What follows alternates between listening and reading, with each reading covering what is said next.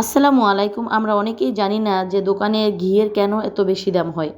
তো আজকে আপনাদেরকে আমি একটি ধারণা দেওয়ার চেষ্টা করব যে বাসায় কিভাবে ঘি বানাবেন আর কতটুকু সর দিয়ে কী পরিমাণ ঘি পাওয়া যায় তার একটা পরিষ্কার হিসাব আজকে আপনাদেরকে দেবো ইনশাআল্লাহ।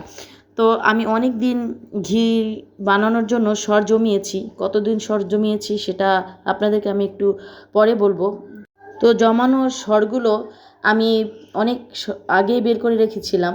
কাজের চাপে আমি ওগুলোকে আর বাটায় পিষে নিতে পারিনি। তো দেখি যে সর থেকে ঘিগুলো আস্তে আস্তে সেপারেট হয়ে যাচ্ছে। তো আমি যদি পাটায় বেটে নিই তো এই ঘিগুলো আস্তে আস্তে একটা ওয়েস্ট হবে বা পাটার চারপাশ দিয়ে পড়ে যাবে। এজন্য আমি ভাবলাম একটা ছাঁকনিতে দিয়ে তারপরে আমি ঘিগুলো আলাদা করে তারপরে আমি পাটায় বেটে নেব। কিন্তু দেখি যে ছাঁকনিতে দেওয়ার পরে এত সুন্দর অথেন্টিক কাজ করছে, এটা আমি নিজেও অবাক হয়ে গিয়েছি যে কীভাবে কাজ করলো এটা।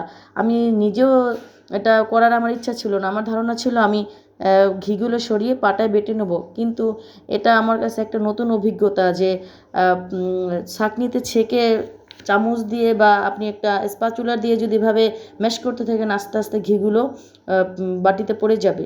কিন্তু আমার যেটা আইডিয়া থাকবে, আপনারা যদি কেউ ঘি বানাতে চান, যে পাত্রটায় ঘি বানাবেন সরাসরি সেই পাত্রটাতেই সরগুলো মিল্ক করার চেষ্টা করবেন। না হয় এক বাটি থেকে অন্য বাটিতে নিতে নিতে অনেক ওয়েস্ট হয়ে যায়। তো দেখতেই পাচ্ছেন যে চুলার উপরে আমি ঘিয়ের হাঁড়িটা দেওয়ার সাথে সাথে ঘিগুলো কীভাবে মেল্ট হয়ে একদম হলুদ আকার ধারণ করেছে, এটা দেখেই আপনার মন ভালো হয়ে যাবে।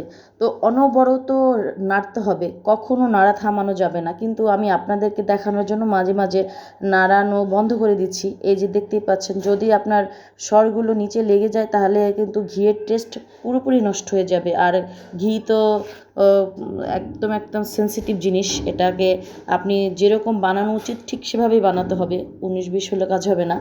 একদম আপনার দেখতেই পাচ্ছেন এ পর্যায়ে এত সুন্দর ঘি ছেড়ে দিচ্ছে, সর থেকে আলাদা হয়ে যাচ্ছে।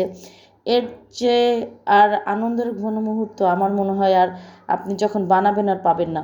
এত সুন্দর দেখেন, এখানে আমি কিন্তু ভিডিও একটু স্কিপ করিনি, একদম টানা ভিডিও চলছে। আপনি যখন ঘি বানাবেন তখন যখন হয়ে আসবে তখন এত সুন্দর ফ্লেভার আসবে বাসার মধ্যে থেকে, এটা অবিশ্বাস্য। যে বানায় বা যারা বানিয়েছে তারা বলতে পারে যে এটা কত একটা ফ্লেভার মুহূর্ত। আমি ঠিক আপনাদেরকে বোঝাতে পেরেছি কিনা জানি না। কথা বলতে বলতে ঘি কিন্তু অলমোস্ট হয়ে আসছে। যাই হোক, আমার ভিডিও যদি আপনাদের ভালো লেগে থাকে, আপনারা যদি একটু উপকৃত হয়ে থাকেন, তাহলে প্লিজ আমার ভিডিওতে একটি লাইক, একটি সাবস্ক্রাইব করে আমার পাশে থাকবেন। এখন প্রায় হয়ে আসছে, আমি নামিয়ে ফেলবো। নামানোর আগের মুহূর্তটা আপনাদেরকে একটু দেখিয়ে নিচ্ছি যে সরগুলো কিন্তু পুরো একদম ব্রাউন কালার হয়ে গেছে আর ঘিটা পুরোটাই আলাদা হয়ে গেছে। এই যে দেখেন এত সুন্দর হয়েছে, এটা অবিশ্বাস্য। এখন বলে দিচ্ছি আমি কতদিনের সর জমানো দিয়ে এই ঘিটুক পেয়েছি। এটা এখানে আমি 20 থেকে 25 দিন সর জমিয়ে প্রায় 100 গ্রামের মতো ঘি পেয়েছি। তাহলে এবার বুঝতে পেরেছেন তো ঘিয়ের দাম কেন এত বেশি। অনেক কষ্ট করে, অনেক স্যাক্রিফাইস করে একটু ঘি তৈরি করা হয়। এই যে এখন যেটা দেখছেন এটা পরের দিন সকালের ভিডিও। আজ এ পর্যন্ত। আল্লাহ হাফিজ।